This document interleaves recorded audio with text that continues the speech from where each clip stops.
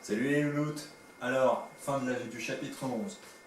Faut être honnête, c'est pas très simple pour l'organisation. J'ai essayé de faire au mieux, c'est pour les dernières diapositives. Donc, ça, on a vu ensemble, nous en étions ici, les élèves. Mon téléphone fait bip bip bip, c'est les aléas du direct qui n'en sont pas. Donc, vous avez ici représenté la force pressante. Donc, la force pressante qui est représentée, la force exercée par le fluide au repos sur la paroi qui peut bouger. En fait, imaginez, c'est comme un piston, d'accord? Donc, ici, le segment fléché va représenter cette force, donc ça va donner des informations, la direction de cette force, perpendiculaire à la paroi, le sens de cette force, ça va du fluide vers la paroi, et la valeur, elle dépend de la surface de contact et de la pression. Si on continue, voilà, on va y arriver. La pression dans un fluide incompressible. Donc la loi fondamentale de la statique des fluides permet de relier la différence de pression entre deux points dans un fluide incompressible.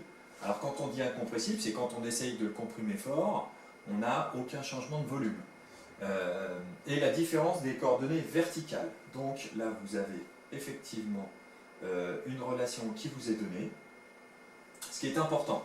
Donc la différence de pression entre le point B et le point A est égale au produit ρg ZA moins ZB. Attention, on oriente ici l'axe de la coordonnée verticale vers le haut, c'est-à-dire que ZB moins ZA moins ZB est positive, ce qui veut dire que la différence de pression entre le point B et le point A est positive. En gros, ça veut dire que la pression au point B est plus importante que la pression au point A. C'est normal, ça correspond en fait à la force exercée par la colonne d'eau ou de liquide entre le point A et le point B. Donc un grand classique. Là, il ne faut pas se tromper dans les unités. Rho, la masse volumique de l'eau. G, l'accélération de la pesanteur. ZA moins ZB, ça c'est une distance, donc ce sont des mètres. C'est dans l'autre sens. Pour finir, la pression dans un gaz au repos. Alors, pendant très longtemps, quand on était en classe de seconde avant avant la réforme, la loi de Mariotte, c'était la loi de Boyle-Mariotte, qui dit quoi?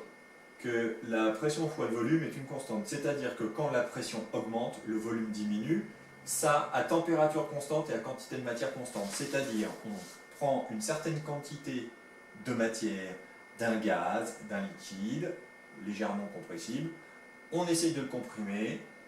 Si on comprime, la pression augmente, le volume diminue, et inversement, si la pression diminue, le volume augmente.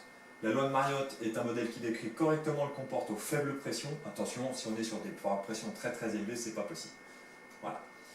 Je vous ai donné une certaine quantité d'exercices à faire. Les exercices, je vais essayer de trouver une solution un peu plus sympa pour pouvoir vous les donner.